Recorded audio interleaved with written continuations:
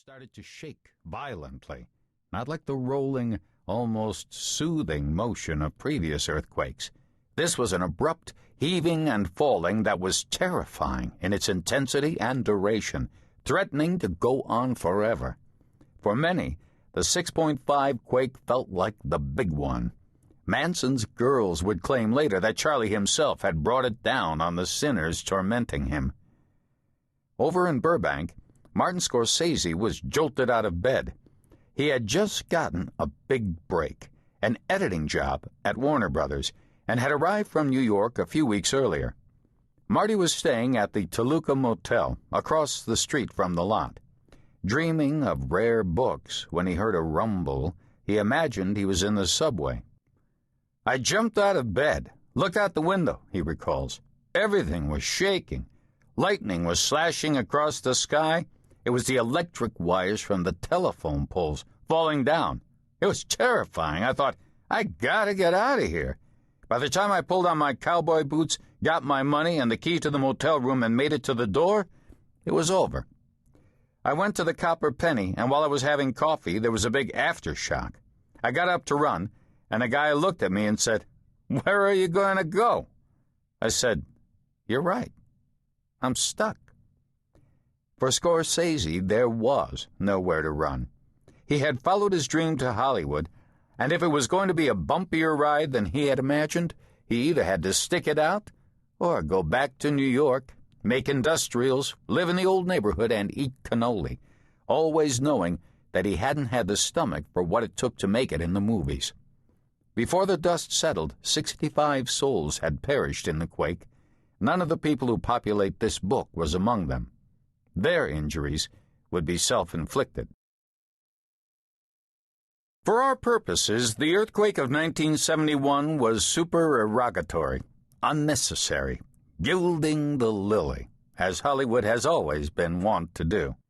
The real earthquake, the cultural convulsion that upended the film industry, began a decade earlier when the tectonic plates beneath the back lots began to shift, shattering the verities of the Cold War, the universal fear of the Soviet Union, the paranoia of the Red Scare, the menace of the bomb, freeing a new generation of filmmakers frozen in the ice of 50s conformity.